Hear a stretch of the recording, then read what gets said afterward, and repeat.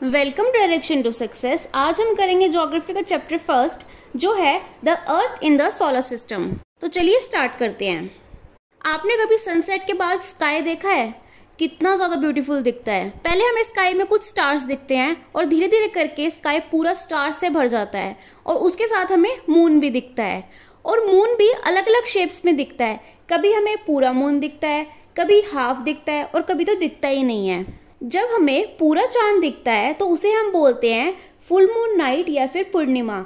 लेकिन जब हमें चांद दिखता ही नहीं है तो उसे हम बोलते हैं न्यू मून नाइट या फिर अमावस्या। स्काई में जो भी ब्राइट चीजें होती है जैसे कि मून, स्टार्स, वो हमें डे टाइम में क्यों नहीं दिखते? क्या कहीं चले जाते हैं? इसका आंसर है नो, वो वही रहते हैं। बट सन की इतनी ज़्यादा ब्राइट लाइट होती है, इतनी ज़्यादा चमक होती है कि उसके सामने हमें मून, स्टार्स नहीं दिख पाते। जब सन सेट होता है और सूरज की रोशनी कम होती है तब हम उन्हें देख पाते हैं। सन, मून या ऐसी कोई भी चीज जो रात को चमकती है जैसे कि स्टार्स, उन्हें हम बोलते हैं सेलेस्टियल बॉडीज। अब कुछ सेलेस्टियल बॉडीज बहुत ज्यादा बड़ी और गर्म होती है और गैसेस से बनी हुई होती है। उनके पास अपनी हीट और लाइट होती है जिन्हें हम बोलते हैं स्टार्स। और सन भी एक स्टार है क्योंकि उसके पास अपनी हीट और लाइट है। क्या आपको पता है कि जो स्टार्स होते हैं वो सन की तरह ही होते हैं, लेकिन हमें उनकी हीट और लाइट इसलिए फील नहीं होती क्योंकि वो बहुत ज़्यादा छोटे होते हैं और हमसे बहुत ज़्यादा दूर होते हैं। जब भी हम रात को तारों को देखते हैं तो उसमें कुछ तारों को मिलाकर हमारा एक पैटर्न बन जाता है या फिर कोई ड्राइंग बन जाती है, तो उसे हम बोलते हैं कॉन्स्टिलेशन। इसके दो एग्जाम्पल है, उर्सा मेजर और बिग बियर। इसको पहचानने का सबसे इजी तरीका है सप्तऋषि को पहचानना।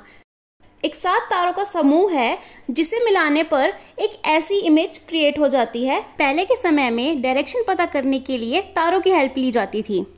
नॉर्थ डायरेक्शन में हमेशा एक स्टार रहता है, उसे हम बोलते हैं पोल स्टार, जिसकी मदद से हमें नॉर्थ डायरेक्शन का पता चलता है। अब कुछ सेलेस्टियल बॉडीज ऐसी भी है जिनके पास अपनी हीट और लाइट नहीं है। ये तारों की लाइट की हेल्प से चमकते हैं, जिन्हें हम बोलते हैं planets. Planet word Greek word से लिया गया है प्लैनेटे से, जिसका मीनिंग है वॉन्डरर्स। अब अर्थ भी एक प्लैनेट है, उसकी भी अपनी लाइट नहीं है, तो वो सन से अपनी हीट और लाइट लेता है। बट हम अगर दूर से देखेंगे तो हमें ऐसा लगेगा कि अर्थ चमक रही है, किसकी तरह? मून की तरह। मून एक सैटेलाइट है। मून अर्थ के आसपास रिवॉल्व करता है। जैसे अर्थ सन से हीट लेती है वैसे ही बाकी 7 प्लैनेट्स भी सन से ही हीट लेते हैं और उनके भी अपने मून्स हैं। सन, 8 प्लैनेट्स, सैटेलाइट और बाकी सेलेस्टियल बॉडीज जैसे कि एस्ट्रॉइड्स और मेट्रॉइड्स मिलकर सोलर सिस्टम बनाते हैं। इनको हम सोलर फैमिली बोलते हैं, जिसका हेड है सन। सन सोलर सिस्टम के सेंटर में रहता है। ये बहुत बड़ा है और हॉट गैसेस से बना हुआ है और सोलर सिस्टम में ये बाकी प्लैनेट्स को बांधे रखता है।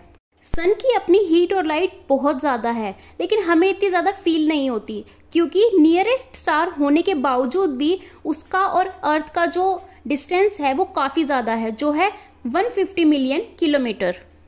हमारे 8 प्लैनेट्स होते हैं और उनका ऑर्डर है, सबसे पहले मर्क्यूरी होता है, फिर Venus, earth, Mars, Jupiter, Saturn, Uranus and Neptune. इस लाइन की वजह से हम उस ऑर्डर को इजीली याद कर सकते हैं, लेकिन मेरे अकॉर्डिंग आप बिना इस लाइन की हेल्प के आप उसको इजीली याद कर सकते हैं। इस लाइन में जो फर्स्ट वर्ड है वो है प्लैनेट्स का फर्स्ट वर्ड। अब जो हमारे 8 प्लैनेट्स हैं सोलर सिस्टम के, वो एक पाथ पर ही रिवॉल्व करते हैं, अपने पाथ से इधर उधर नहीं जाते। उस पाथ को हम बोलते हैं ऑर्बिट। क्या आपको पता है कि पहले प्लूटो भी सोलर सिस्टम का ही एक प्लैनेट था, बट बाद में इंटरनेशनल एस्ट्रोनॉमिकल यूनियन में एक मीटिंग हुई जिसमें प्लूटो को ड्वार्फ प्लैनेट कहा गया। सोलर सिस्टम का 3rd प्लैनेट है एंड 5th लार्जेस्ट प्लैनेट है। इसके पोल्स थोड़े से शेप में चपटे हैं, फ्लैटेंड है, इसलिए इसकी शेप को जियोइड कहा गया है। अब आपको पता है कि अर्थ को यूनिक प्लैनेट क्यों कहा जाता है? क्योंकि इसी प्लैनेट पर लिविंग बीइंग रह सकते हैं और इस पर वाटर, फूड, शेल्टर, ऑक्सीजन सही मात्रा में मिल सकती है। और इसको ब्लू प्लैनेट भी कहा जाता है क्योंकि इसका 2/3 पार्ट पानी से घिरा हुआ है। हमारे अर्थ की एक सैटेलाइट है जो है मून, उसका डायमीटर हमारी अर्थ का सिर्फ 1/3 पार्ट है। ये इतना बिग इसलिए लगता है क्योंकि ये हमारे प्लैनेट के बहुत पास है। ये सिर्फ 3,84,400 किलोमीटर ही दूर है। मून अर्थ का एक चक्कर 27 डेज में लगाती है और उतने ही दिनों में अपना एक स्पिन कंप्लीट करती है। और इसी की वजह से हमें सिर्फ मून का एक ही पार्ट दिख पाता है।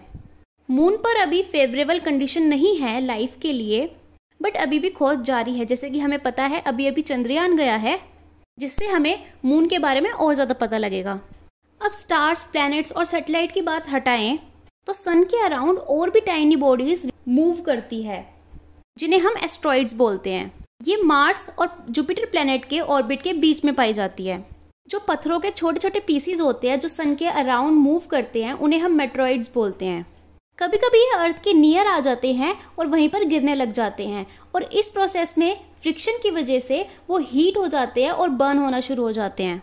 तो हमें ऐसा लगता है कि लाइट फ्लैश हो रही है, जिसे हम कभी कभी टूटता तारा भी समझ लेते हैं। और कभी कभी ये पूरी तरह से नहीं जलते और अर्थ पर गिर जाते हैं, तो वहां पर उस जगह को वो खोखला भी कर देते हैं। बहुत ज्यादा मात्रा में स्टार्स, क्लाउड्स, डस्ट और गैसेस मिलकर एक गैलेक्सी बनाते हैं, और बहुत ज़्यादा गैलेक्सीज मिलकर एक यूनिवर्स बनाती है।